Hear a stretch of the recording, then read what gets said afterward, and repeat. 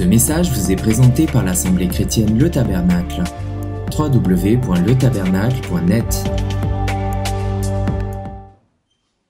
Quand Jésus est remonté auprès du Père, avant de remonter, il a eu quelques entretiens avec ses disciples. Il leur a donné des tas de recommandations. Il leur a dépeint très exactement la fin des temps. Et il les a mis en garde sur plein de choses. Vous avez vu les mises en garde du Seigneur pour la fin des temps, non?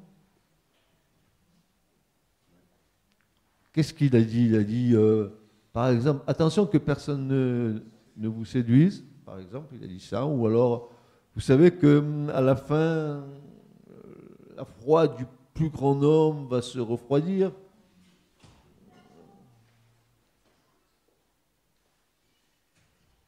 Il va dire aussi, attention, car c'est un signe fort de la fin des temps. Nous, on regarde les Amaleks, on regarde les guerres qui se préparent, on est en train de sentir ces choses, mais il y a des choses qui concernent l'Église auxquelles nous ne faisons pas très attention et que Jésus nous avertit.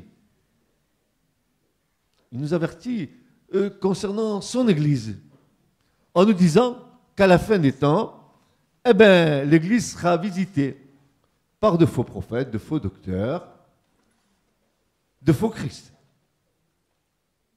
Et nous, on est dans une béatitude. On est tellement avec le Seigneur qu'on ne discerne pratiquement plus les choses. Le plus grand danger du XXe siècle, c'est une religion sans l'Esprit Saint. Je répète, le plus grand danger de l'Église du XXe siècle, c'est une religion sans le Saint-Esprit.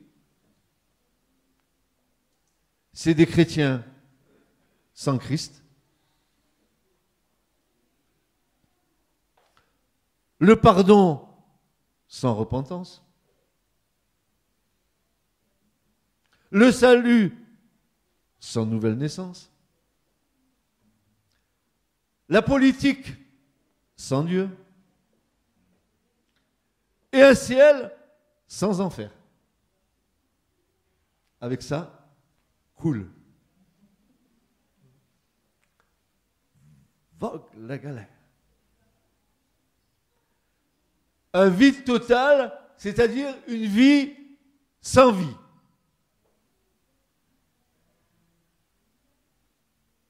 Une religion sans l'Esprit Saint.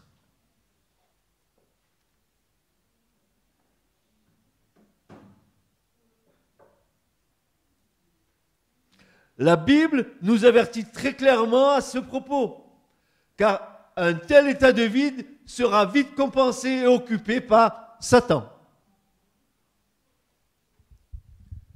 Moins nous sommes remplis du Saint-Esprit, moins nous avons les discernements, moins nous avons moins, et Satan, lui, prend plus. Il occupe le vide que nous laissons. Vous savez, l'habitude de la foi, c'est notre mort. L'habitude de la foi fait que nous baissons nos gardes. L'habitude de la foi va nous enlever le discernement.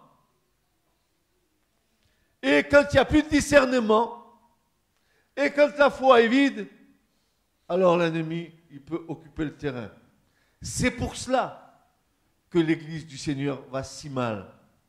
C'est pour cela que beaucoup prétendent être ce qu'ils ne sont pas. Et nous allons voir pourquoi Jésus nous a avertis. Le résultat immédiat et fulgurant se manifestant par la fausse Église de Satan qui occupe la place qui est laissée vide par une masse de chrétiens non convertis au bon sens du terme, avec son cortège de faux prophètes, de faux Christ, de faux docteurs, devant une église paraissant avoir perdu le chemin de la vérité. Et Jésus va dire, ils séduiront beaucoup de gens. Matthieu 24, 11. Ils séduiront beaucoup de gens. Et puis l'apôtre Pierre, ça c'est Jésus qui nous le dit. Et l'apôtre Pierre, lui alors, il a tout un chapitre où il va nous dire, dans les derniers temps, voici, il y aura de faux docteurs, de faux prophètes, et il va nous donner un peu les caractéristiques de ces hommes-là. Jésus a dit, n'oubliez pas, ils viennent à vous en vêtements de brebis. Ben, regardez comme je suis beau. Comme des petites brebis, soi-disant inoffensives, pourtant à l'intérieur, ce sont des loups ravisseurs.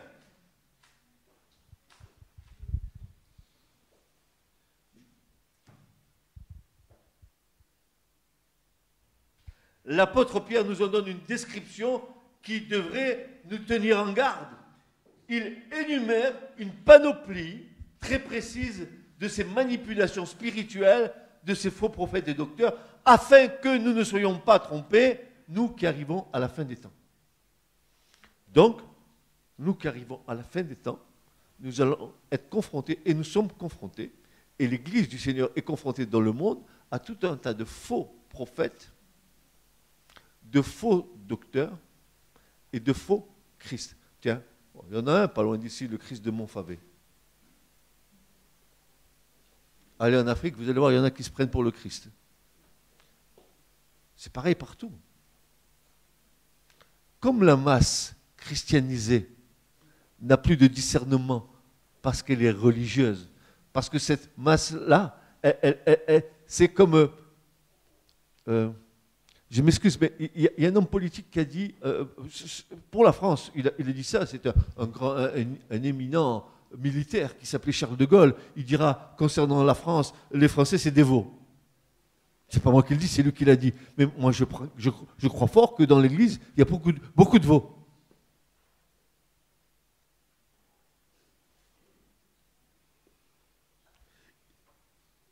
Parmi ces énumérations, nous trouvons secte de perdition,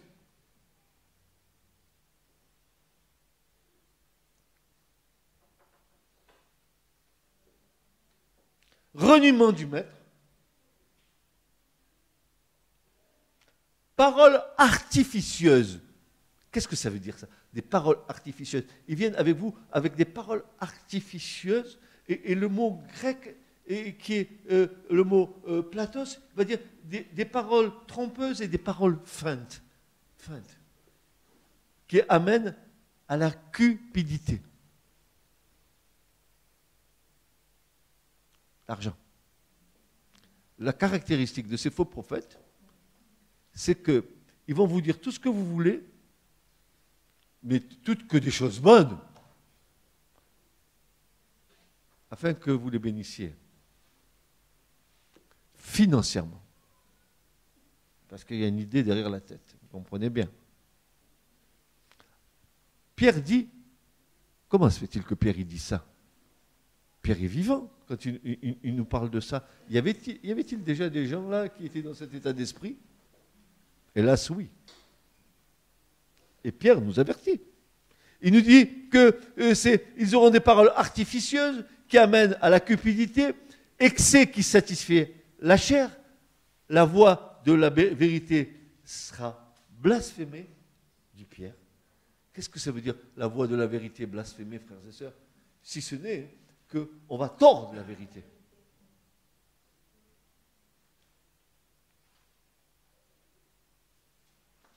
Ce sont, dit Pierre, des fontaines sans eau, et des nuées agitées par le tourbillon, et des gens à qui l'obscurité des ténèbres est réservé éternellement.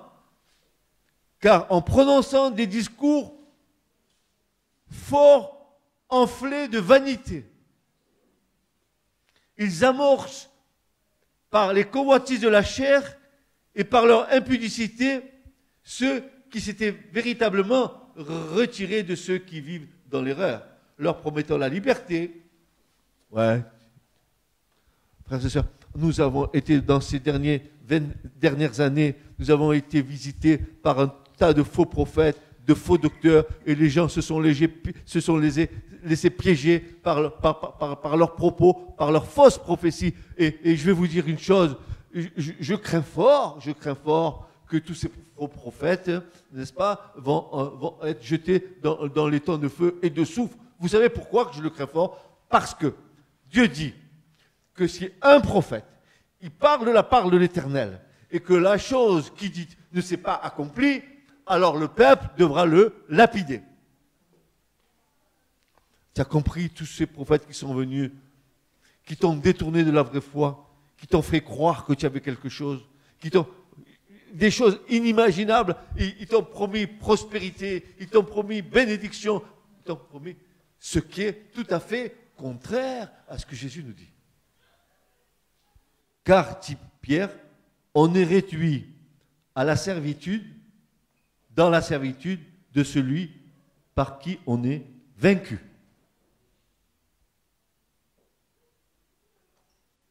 Ce qui m'a frappé dans le passage, ils séduiront beaucoup de gens. Je l'ai lu et bien relu, je l'ai même écrit dans un livre de la parabole de 10 vierges. Je me suis penché réellement sur ces choses-là. Et j'ai relu ces choses. Ce n'est pas le fait qu'il y aura de faux prophètes, ce n'est pas le fait qu'ils feront des miracles, ce n'est pas le fait qu'ils séduiront des gens, c'est le mot « beaucoup de gens » qui m'interpellent. Ce n'est pas qu'ils soient faux prophètes, ce n'est pas qu'ils soient faux docteurs, ce n'est pas qu'ils soient faux Christ, mais ce qui me choque, c'est qu'ils vont séduire beaucoup de gens. Un faux prophète, il va séduire les hommes et les femmes du peuple de Dieu. C'est ainsi que les faux prophètes agissaient en Israël, dans l'Israël. Ainsi les faux prophètes agissent dans l'église du Seigneur. Les faux docteurs, les faux Christ. C'est le mot beaucoup qui interpelle. Paulus en grec signifie le plus grand nombre. Ils séduiront le plus grand nombre. Et même quelque part, Paul dit, et si c'était possible, les élus. Combien d'entre nous ont été séduits par ces faux prophètes?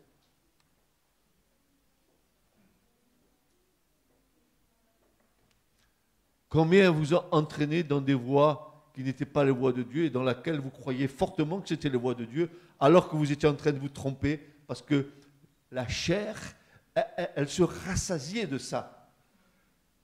Mais dans l'esprit, tu vois bien que c'est faux.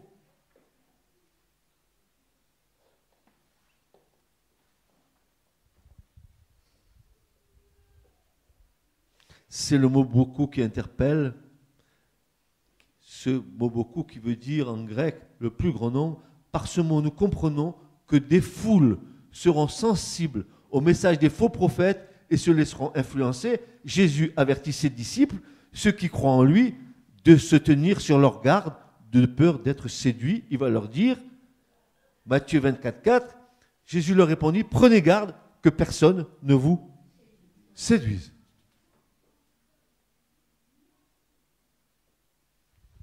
Mais comment ne pas être séduit?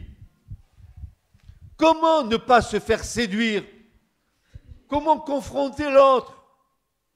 Si la parole de Dieu n'habite pas richement dans ton cœur, tu vas te faire avoir.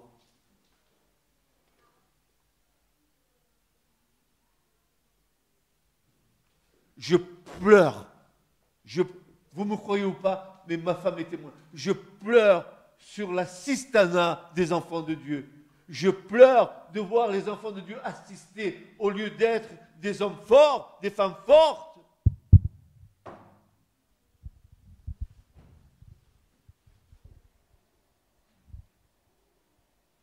Je pleure de voir certains de mes frères et sœurs depuis des années, alors qu'ils devraient être des maîtres, être toujours dans le même état. je pleure. Mon cœur est attristé. Parce que ce que Dieu fait avec moi ou avec toi, il peut le faire avec l'autre. Ou tu veux pas. Telle est la question. Ou tu te complais. Alors ne dis pas que tu es converti. Jésus leur répondit, prenez garde que personne ne vous séduise. La séduction est un danger contre lequel Jésus nous met en garde, surtout dans les derniers temps. C'est la première chose que le Seigneur signale parmi les signes qui précèdent son avènement. Tu as compris? Jésus vient. Jésus vient. Ce sont des signes pour nous tout ça. Des foules de gens courent après des hommes soi-disant de Dieu. Et il y a des centaines de milliers de personnes, même des millions qui se réunissent, à qui on prêche. Mais ils ne prêcheront jamais « repentez-vous et convertissez-vous ». Ils ne prêcheront jamais « confessez vos péchés ». Menez une vie droite. Ils diront « Dieu va te bénir ». Nous allons voir ce que Jésus dit. Nous allons voir si c'est l'état d'esprit du Seigneur. Nous allons voir comment Jésus voit le royaume de Dieu. Et comment toi tu le vois, le royaume?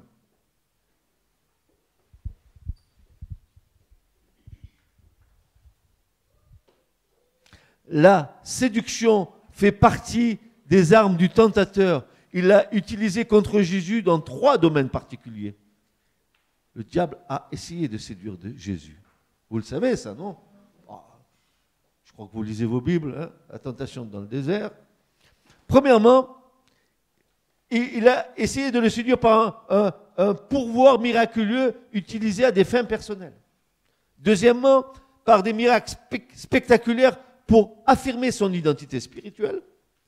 Et troisièmement, les richesses, le pouvoir et la gloire. Et voilà ce en quoi il a tenté de séduire le Christ. Il est dit, Matthieu 4, 8, une nouvelle fois le diable l'amena, le transporta sur une montagne très haute. Là, il fit passer devant ses yeux tous les royaumes du monde. Tu parles, Dieu va te bénir, il te donne tous les royaumes du monde. Tu vas voir. Par contre, s'il te dit Dieu va te dépouiller,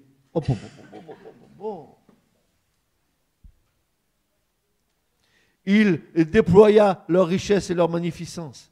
Puis il lui dit, tout cela je te le donnerai, si tu te mets à genoux devant moi pour m'adorer.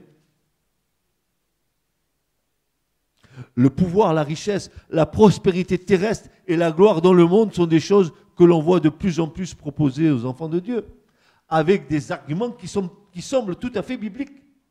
L'un d'eux est que nous pourrions ainsi influencer le monde dans ses dirigeants pour faire avancer le royaume de Dieu. Et je connais beaucoup de serviteurs de Dieu qui se sont mis dans des conseils municipaux, qui ont pris des places dans les choses, dans les affaires du monde, pensant changer le monde.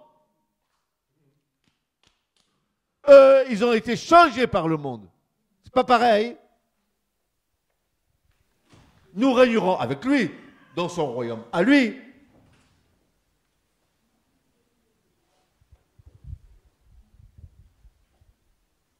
Les faux prophètes dont parle le Seigneur ne sont pas seulement ceux qui donnent de fausses prophéties, mais plutôt ceux qui apportent un enseignement opposé à l'évangile dans sa simplicité, son humilité et son dépouillement.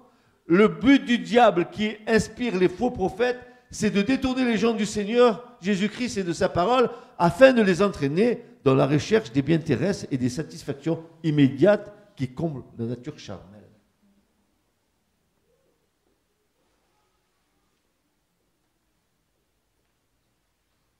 Jésus, premièrement, n'a jamais encouragé ses disciples à s'enrichir des biens terrestres. Au contraire. Jamais. Jamais de la vie. Nul ne peut servir 2 maîtres, dira-t-il. Matthieu 6, 24. Car ou il haïra l'un et aimera l'autre, ou il s'attachera à l'un et méprisera l'autre. Vous ne pouvez pas servir Dieu et Mammon. C'est pourquoi je vous dis, Ne vous inquiétez pas pour votre vie, de ce que vous mangerez, ni pour votre corps, de ce que vous serez vêtu. La vie n'est-elle pas plus que la nourriture, et le corps plus que le vêtement? Regardez les oiseaux du ciel. Ils ne sèment ni ne moissonnent. Ils n'amassent rien dans des greniers. Et votre Père Céleste les nourrit. Ne valez-vous pas beaucoup plus qu'eux? Qui de vous, par ses inquiétudes, peut ajouter une coudée à la durée de sa vie?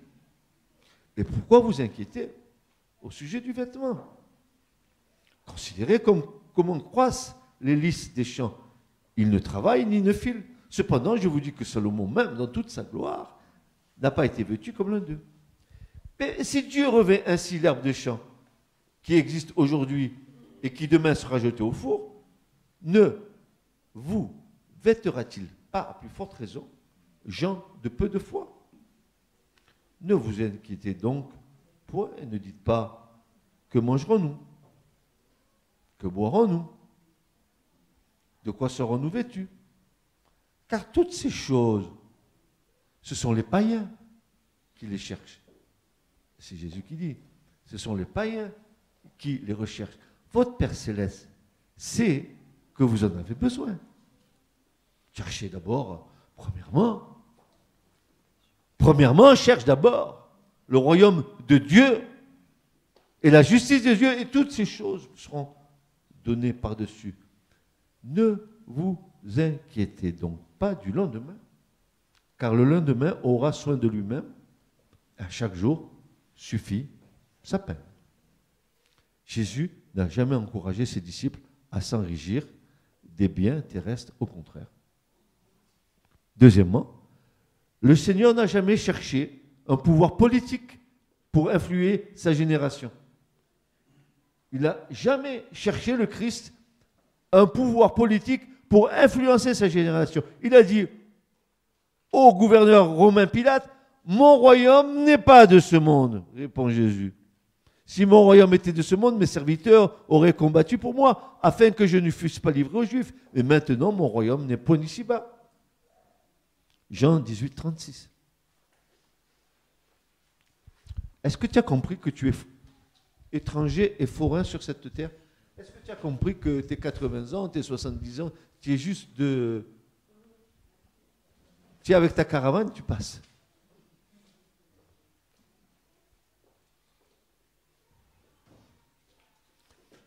Mais écoute bien, tu passes en laissant une trace qui sera révélée dans l'éternité. Tu ne passes pas pour le passé, parce qu'en passant, tu vas laisser ta trace. Est-ce que tu comprends ce que je suis en train de te dire? Quelle trace vas-tu laisser dans cette génération qui sera reconnue en haut dans l'éternité?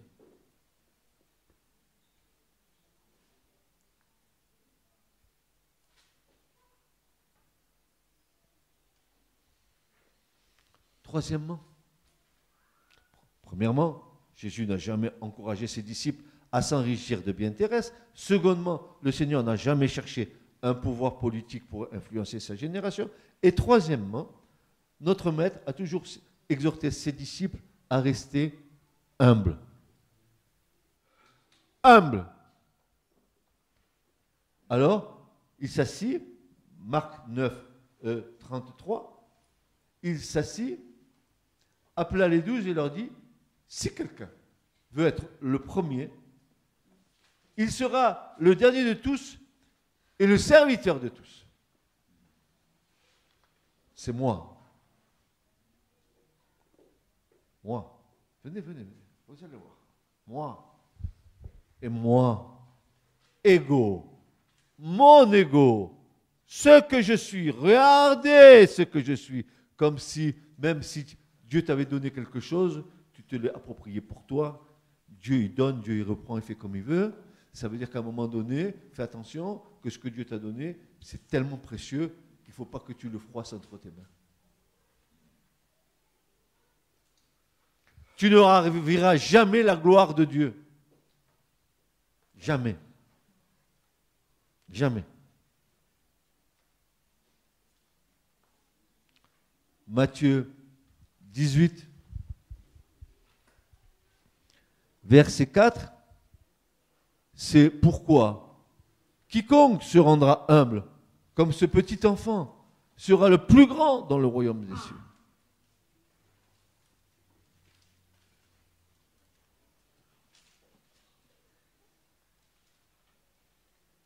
Luc 22, 25, Jésus leur dit, les rois des nations les maîtrisent, et ceux qui les dominent sont appelés bienfaiteurs, qu'il n'en soit pas de même pour vous, mais que le plus grand parmi vous soit comme le plus petit, et que celui qui gouverne comme celui qui sert.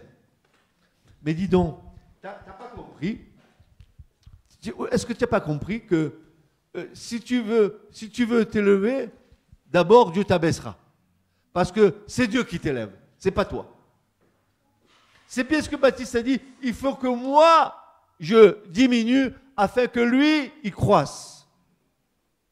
Mais la chair, qu'est-ce qu'elle est belle. Qu'est-ce que je me la cajole. Qu'est-ce que je l'entretiens. Qu'est-ce que je parais bien. J'ai reçu un email d'un homme qui m'écrit et qui me dit ceci.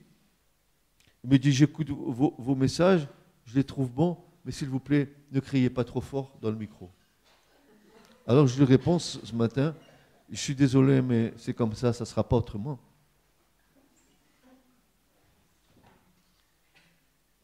Je voulais lui faire une recommandation pour un ORL.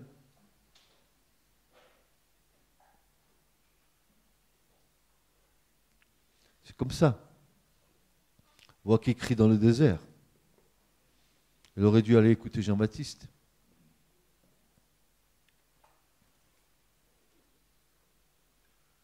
Lorsque Jésus dit renoncez, soyez humble. Quand Jésus dit renoncez, soyez humble, les faux prophètes disent enrichissez-vous, devenez puissants. L'inverse du Seigneur. Mais enrichissez-vous, devenez puissants. Merci la chair. Renoncez, soyez humble. Merci Saint-Esprit.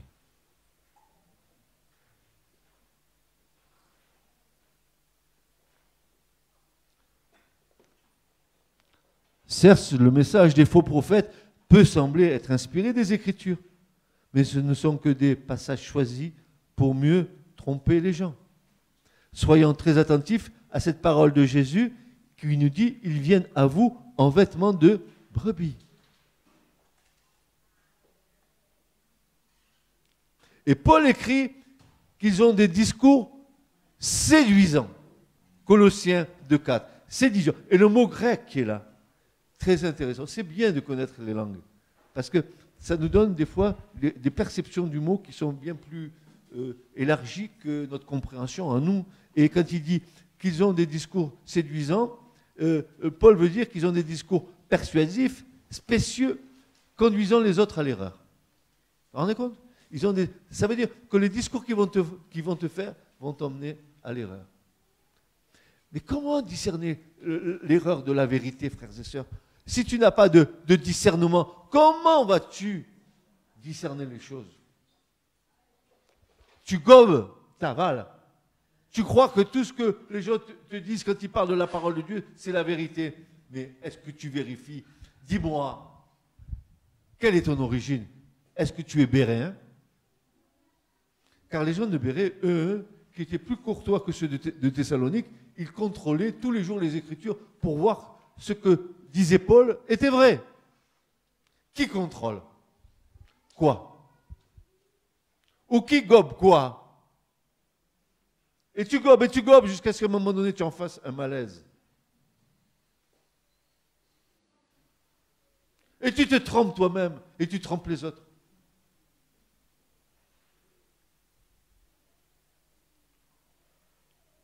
Le Seigneur ajoute qu'il séduise beaucoup de gens. Est-ce que le Seigneur il a la vision des choses? Qu'est-ce qu'il voit le Seigneur quand il nous dit ça? Quand il nous parle des élus, de qui il parle? De qui parle, frère? Dites-moi, donnez-moi une réponse, ne me laissez pas sans réponse. De qui parle? De qui nous? Qui c'est qui nous? Nous sommes qui nous? Voilà l'Église du Seigneur.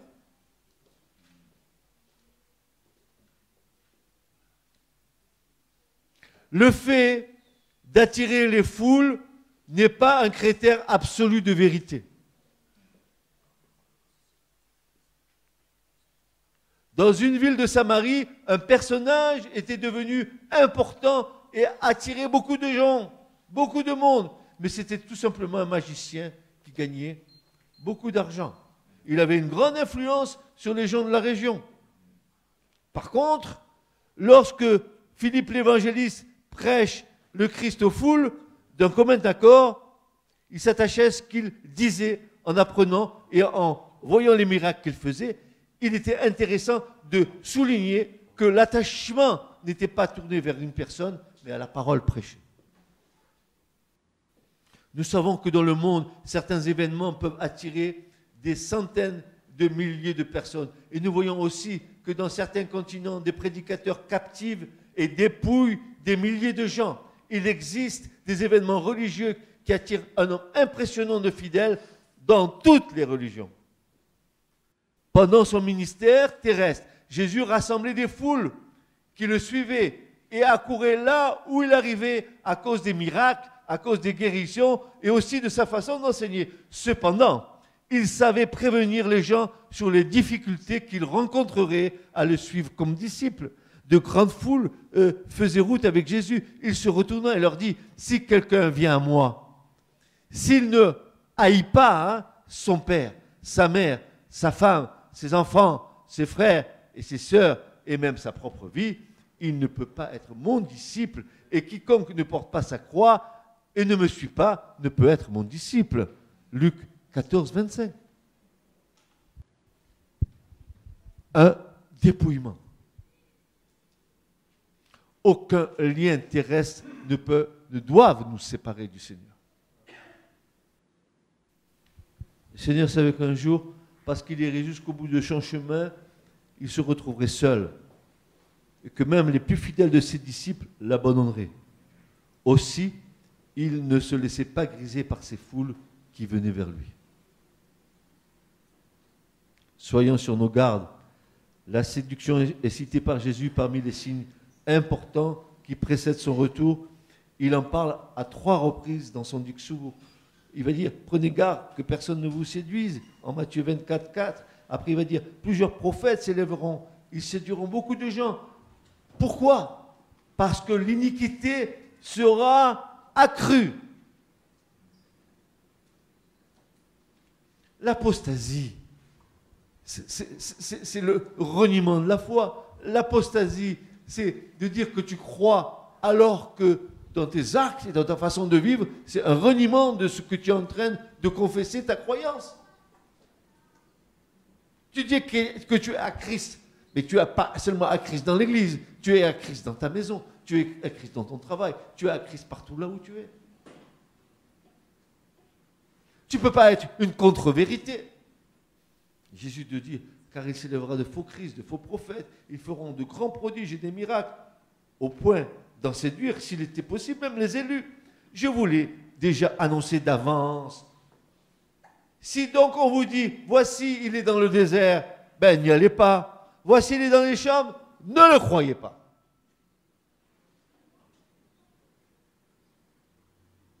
Je parle non seulement de discours ou d'enseignements apportés en son nom, mais aussi des grands prodiges et des miracles qui les accompagnent et qui feront déplacer beaucoup de gens avides de choses étonnantes. Ah, le spectaculaire. Ça, c'est le système du monde. Les projecteurs fixés sur toi.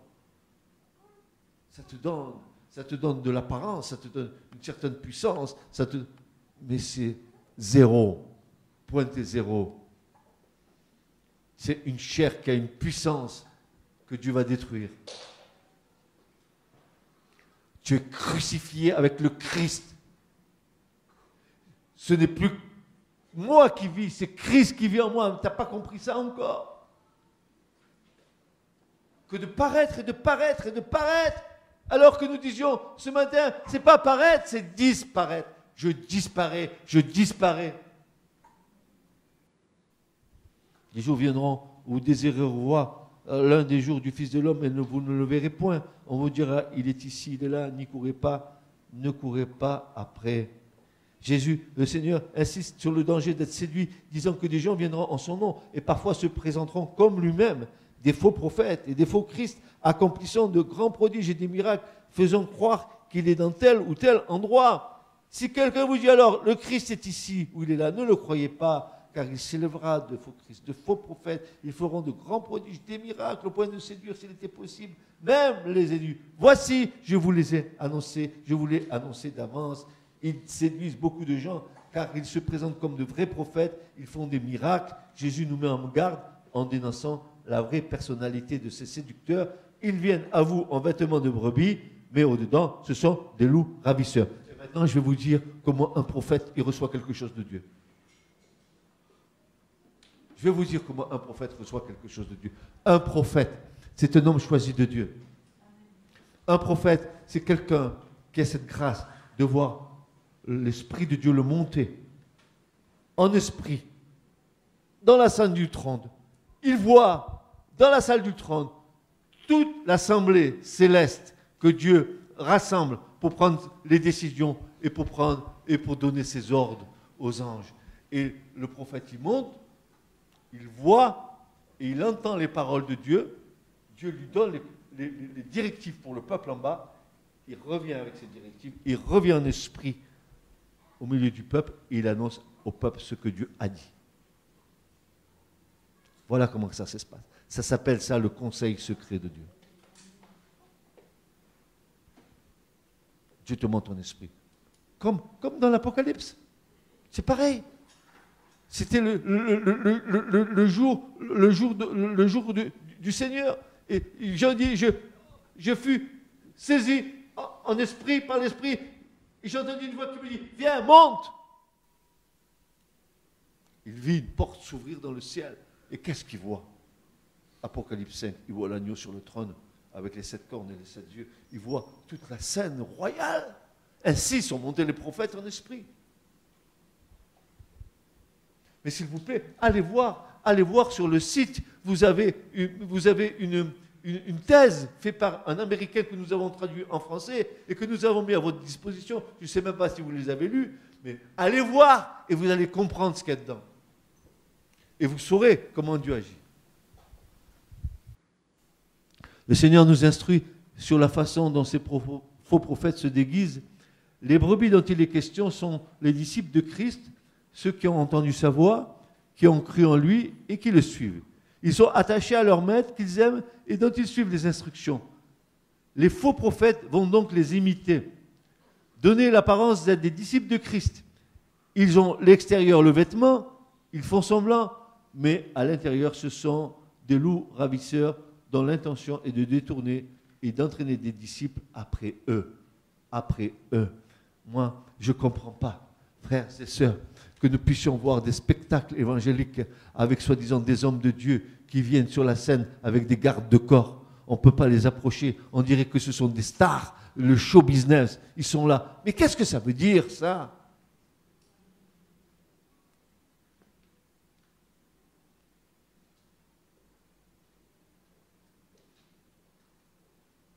C'est quoi cette histoire? Alors, c'est pas un problème pour rassembler des foules pour eux. Ils vont prêcher des choses qui vont flatter les oreilles. Les gens vont les croire. Parce qu'ils ont une certaine réputation surfaite.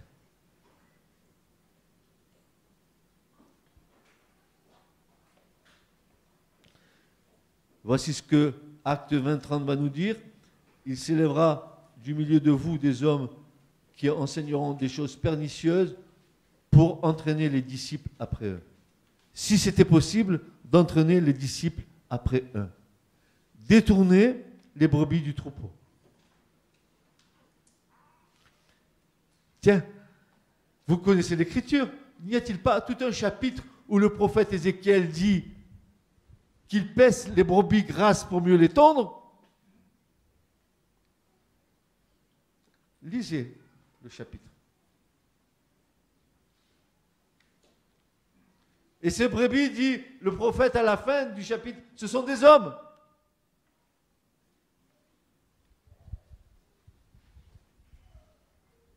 Ce sont des personnes qui peuvent avoir été pendant un temps parmi les vrais disciples, puis qui vont se manifester d'abord comme des croyants véritables. Ensuite, ils montreront leur vrai visage, des faux ouvriers, des ministres de Satan. Regardez bien, frères et sœurs, regardez bien. 2 Corinthiens 11, 13. Ces hommes-là, dit Paul, 2 Corinthiens 11, 13, il va dire ceci. Ces hommes-là sont de faux prophètes, des ouvriers trompeurs, déguisés en apôtres de Christ. Et cela n'est pas étonnant puisque Satan lui-même se déguise en ange de lumière. Il n'est donc pas étrange que ces ministres aussi se déguisent. Le mot grec, là, qui est là, parce que je suis allé voir, parce que le déguisement ne m'a pas suffi. Et quand il dit que Paul dit que ces ministres se déguisent, il va dire ceci en clair, ils se travestissent, ils se camouflent, ils revêtent une autre forme.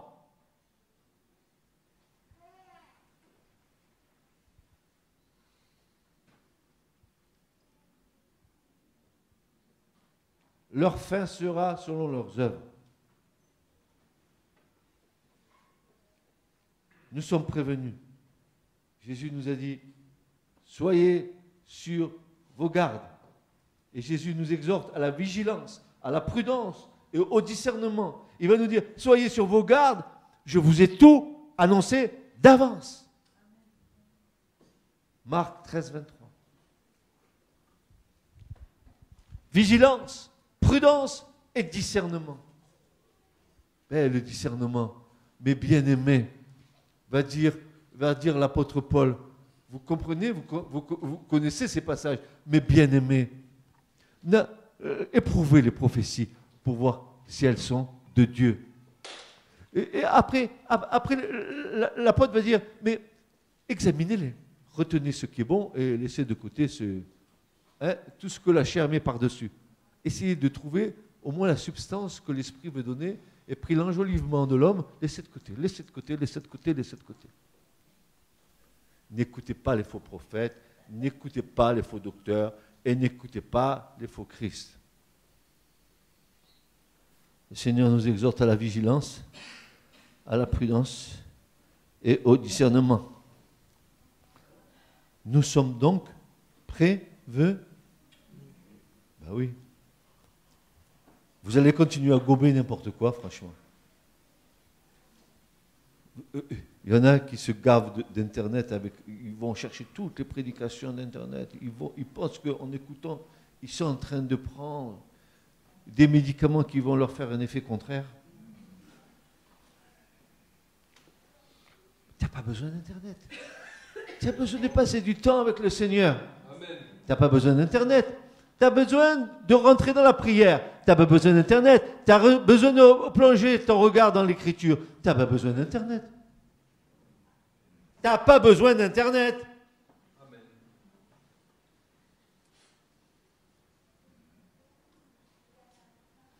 Les apôtres qui ont écrit les épîtres insistent également sur le fait de discerner, d'examiner, de juger, d'éprouver les enseignements, d'éprouver les hommes qui les donnent et les esprits qui les inspirent.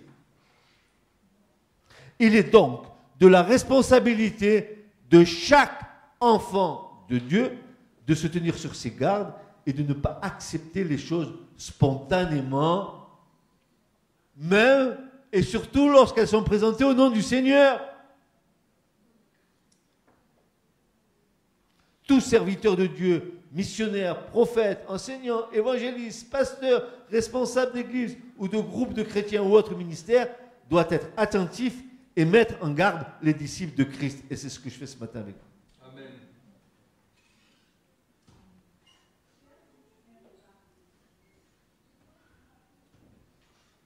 Prenez donc garde à vous-même et à tout le troupeau sur lequel le Saint-Esprit vous a établi évêque pour paître l'Église du Seigneur qu'il s'est acquise par son propre sang. Prenez donc garde à vous-même. Je sais qu'il s'introduira parmi vous après mon départ, dit Paul, des loups cruels, qui n'épargneront pas le troupeau et qu'il s'élèvera du milieu de vous des hommes qui enseigneront des choses pernicieuses pour entraîner les disciples après eux.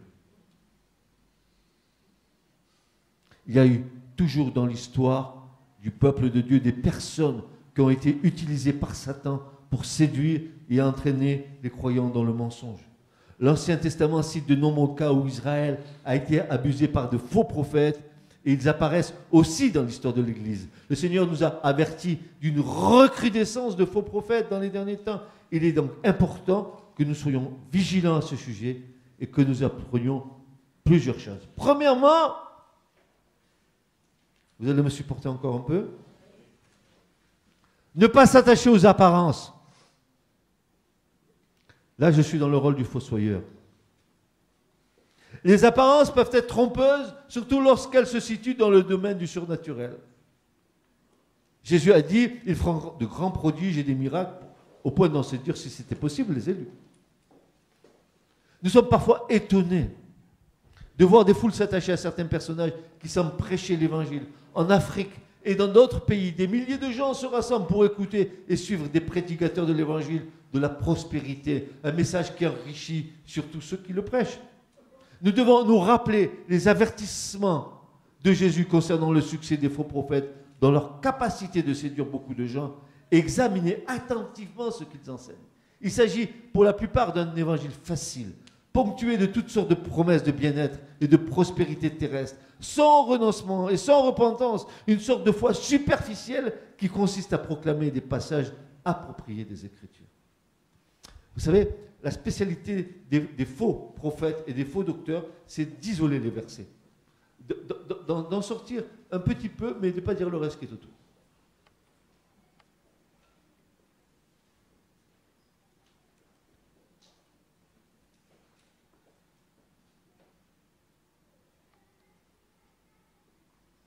Deuxièmement, rester fondé sur les Écritures.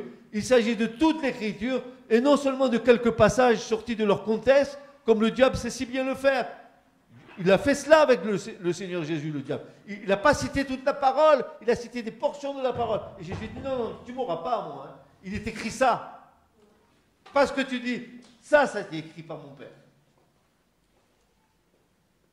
Voilà un genre de message que nous entendons souvent dans la bouche des séducteurs qui se servent de l'évangile pour encourager leurs auditeurs à la recherche de l'enrichissement, à la prospérité ou au bien terrestre. On est loin des enseignements de Jésus et de ses apôtres sur le renoncement, sur l'humilité, sur la souffrance à cause de la foi.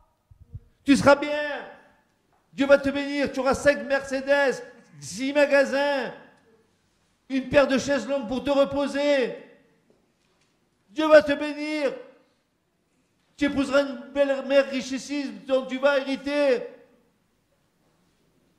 Etc., etc., etc., etc. Le message de l'Évangile est par principe impopulaire. Il ne flatte pas l'ego, ni ne promet pas la lune. Il y a des gens dont le discours fait rêver des foules, mais alors la réalité est brutale. Nous devons être attachés à la vraie parole telle que Jésus et ses apôtres nous l'ont donnée. Être, troisièmement, sensible au témoignage du Saint-Esprit. Le Saint-Esprit nous a déjà prévenus. L'Esprit dit expressément que dans les derniers temps, quelques-uns abandonneront la foi pour s'attacher à qui? À des esprits séducteurs et à des doctrines de démons. Amen. Bah, 1 Timothée 4.1. Ce n'est pas moi qui le dis, hein, frères et sœurs. Vous avez une Bible ici. Il dit expressément que dans les derniers temps, à moins que tu sois un chrétien baba cool. Oh. Tu gobes. Tu gobes et tu gobes et tu gobes. Après, tu as l'estomac. Tu es obligé de prendre du bicarbonate de soude pour digérer.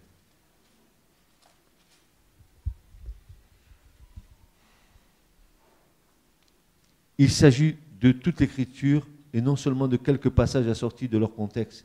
Le diable le transporta dans la ville sainte, le plaça sur le haut du temple et lui dit « Si tu es le Fils de Dieu, jette-toi en bas, car il est écrit, il donnera des ordres à ses anges à ton sujet, ils te porteront sur leurs mains, de pied que de peur que ton pied ne heurte contre une pierre.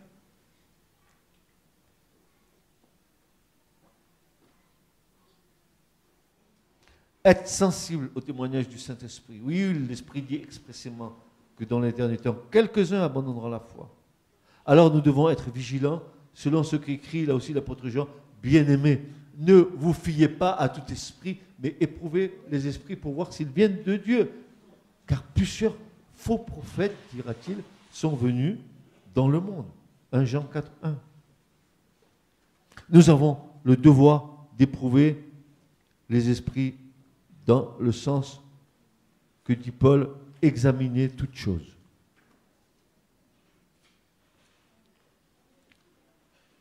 Examiner toutes choses. Il ne s'agit pas ici de discerner les démons dans le cadre d'une œuvre de délivrance, mais d'examiner attentivement les enseignements et l'œuvre de ceux qui se disent ministres de Christ, de les éprouver, c'est-à-dire de les confronter aux Écritures et à l'approbation du Saint-Esprit et aux fruits qu'ils portent. Dans ce domaine, le Saint-Esprit est un puissant secours.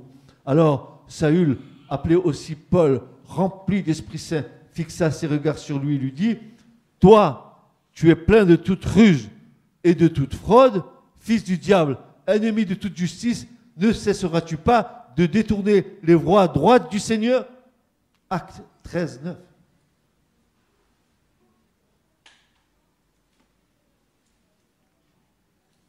Jésus possédait la faculté surnaturelle de connaître tous les hommes et de savoir qui était en eux.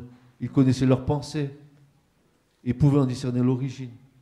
Les apôtres possédaient un don semblable auquel Pierre a démasqué l'hypocrisie d'Ananias et de Saphira quand il va leur dire hein, tu es menteur, hein?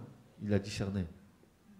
Nous avons besoin de ce discernement. Mais pour ça, frères et sœurs, pour pouvoir discerner, ce n'est pas se laisser tromper. Il faut être rempli du Saint-Esprit.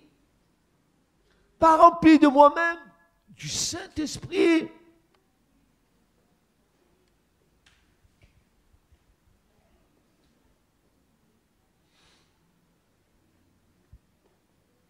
Un tel discernement est précieux et nécessaire, surtout à un temps où les contrefaçons se multiplient. Prions Dieu qu'il nous remplisse de son esprit et soyons sensibles à son témoignage. Le témoignage de l'Esprit Saint à notre esprit est une réalité qui est à notre portée si nous veillons à demeurer en communion avec le Seigneur. C'est ce que j'étais en train de vous dire. Et puis, leurs fruits. Les fruits, ils les font reconnaître. Gardez-vous, Jésus dirait des faux prophètes, ils viennent à vous en vêtements de brebis, mais au-dedans, ce sont des loups ravisseurs. Vous les reconnaîtrez à leurs fruits. Cueille-t-on des raisins sur des épines ou des figues sur des chardons? Tout bon arbre porte de bons fruits, mais le mauvais arbre porte de mauvais fruits. Un bon arbre ne peut porter de mauvais fruits, ni un mauvais arbre porter de bons fruits. Tout arbre qui ne porte pas de bons fruits est coupé et jeté au feu. C'est donc à leurs fruits que vous les reconnaîtrez. Il y a souvent confusion entre les discours, les résultats et les fruits. Dans le passage ci-dessus, Jésus parle de bons ou mauvais fruits. Il est question de la nature morale et spirituelle, comme il le souligne, en désignant des gens qui commettent l'iniquité. Ce n'est pas ceux qui me disent « Seigneur » qui rentreront dans le royaume des cieux. « Seigneur, Seigneur » allez, Seigneur, Seigneur, mais Seigneur, et on entend Seigneur, Seigneur. Mais celui seul qui fait la volonté de mon Père, qui est dans les cieux. Amen. Plusieurs me diront ce jour, oh mais Seigneur, Seigneur, n'avons-nous pas fait des choses en ton nom, Seigneur? N'avons-nous pas prophétisé par ton nom? N'avons-nous pas chassé des démons en ton nom? N'avons-nous pas fait beaucoup de miracles par ton nom? Alors, dit le Seigneur, je leur dirai ouvertement, je ne vous ai jamais connu. Retirez-vous de moi, vous qui commettez l'iniquité. Les prophéties et les miracles, ainsi que les succès apparents, ne sont pas des preuves d'authenticité des personnes qui en sont l'objet. Comme dit le Seigneur, je ne vous ai jamais connu. Il y a deux principes, critères, pour reconnaître l'authenticité d'un prédicateur, sa façon de vivre dans la sanctification, l'humilité et la miséricorde et sa fidélité aux instructions de Christ. S'il y a aussi de faux prophètes, c'est qu'il y en a aussi de vrais. Le diable est copieur de Dieu. Il nous faut donc apprendre deux choses. La foi en Dieu, notre Père Céleste, qui ne nous trompe pas, mais qui nous donne de bonnes choses à ceux qui le demandent. Et deuxièmement, la prudence envers les hommes. Voici, je vous envoie comme des brebis au milieu de loups. Soyez prudents comme les serpents et simples comme les colombes. Enfin, ne pas être impressionné par les choses spectaculaires, la réussite apparente, même par des manifestations surnaturelles, miracles, guérisons ou prodiges. J'ai retenu une instruction importante des Écritures qui permet de ne pas être troublé. On t'a fait connaître, ô hommes, ô femmes, ce qui est bien. Et ce que l'Éternel te demande, c'est que tu pratiques la justice, que tu aimes la miséricorde et que tu marches humblement devant ton Dieu. Michée 6:8. Alors, David, pour terminer, va inspirer, il va donner dans le psaume 15 cette suite de versets. Éternel, qui séjournera dans ton tabernacle? Qui habitera sur la montagne de ta sainteté? Écoutez bien, c'est celui qui marche dans l'intégrité, qui pratique la justice. Écoutez bien encore ça. Qui dit la vérité telle qu'elle est dans son cœur? La vérité telle qu'elle est dans son cœur. Qui n'emploie pas sa langue à médire. Blablabla. Vous savez, on va te tailler un costume sur mesure, frère.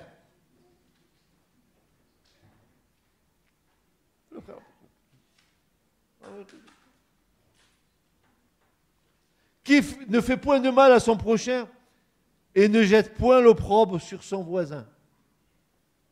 Qui regarde avec dédain l'homme méprisable et qui honore ceux qui craignent l'Éternel.